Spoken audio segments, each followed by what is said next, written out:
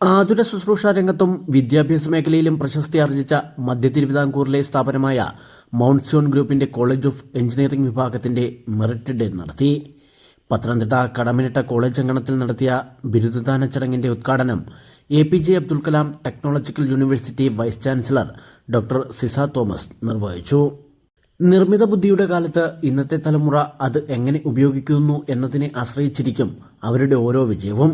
Degree എന്നത് അതിന് ഒരു വാതായനം മാത്രമാണെന്നും vice chancellor doctor Ciza Thomas പറഞ്ഞു. സമൂഹത്തിൽ നോക്കിക്കഴിഞ്ഞാൽ പ്രോബ്ലം സോൾവേഴ്സ് ആണ് എഞ്ചിനീയേഴ്സ് എന്നാണ് പറയുന്നത്. You will be able to solve the problems in the society. അങ്ങനെയുള്ളൊരു വ്യക്തിയാണ് നമ്മൾ എഞ്ചിനീയർ എന്ന് പറയുന്നത്. ഒരു പ്രശ്നം അവർ കണ്ടൊരു പ്രശ്നം അതൊരു പ്രശ്നമായിട്ടല്ല, അതിനെന്താണ് സൊല്യൂഷൻ, അവരുടെ അറിവ് വെച്ച് ചെയ്യാൻ പറ്റുന്നത്, ബാക്കിയുള്ളവർക്ക് അറിയാത്ത കാര്യം എന്താണ്, ഞങ്ങൾക്ക് എങ്ങനെ ഹെൽപ്പ് ചെയ്യാൻ പറ്റും എന്നുള്ളൊരു കാര്യമാണ് അവരവിടെ നോക്കിയത്. ആ കുട്ടികൾ ഒന്നും തന്നെ അവർ പഠിച്ചുകൊണ്ടിരിക്കുന്ന കുട്ടികളായിരുന്നു. അവരൊന്നും തന്നെ CEO-മാരായി ഒരു കമ്പനിയുടെ ഉത്തരവാദിത്വം ഏറ്റെടുത്തിട്ട് ഇത് ചെയ്യാമെന്ന് വിചാരിച്ചില്ല. അവരൊന്നും സാമൂഹ്യ പ്രവർത്തകരുമായിരുന്നില്ല, അവരൊന്നും ജനപ്രതിനിധികളും ആയിരുന്നില്ല. പക്ഷേ അവരത് ഏറ്റെടുത്തു. അതാണ് ഒരു എഞ്ചിനീയറിന് വേണ്ടത്. യോഗത്തിൽ mount Zion group chairman doctor Abraham Kalamannil അധ്യക്ഷത വഹിച്ചു.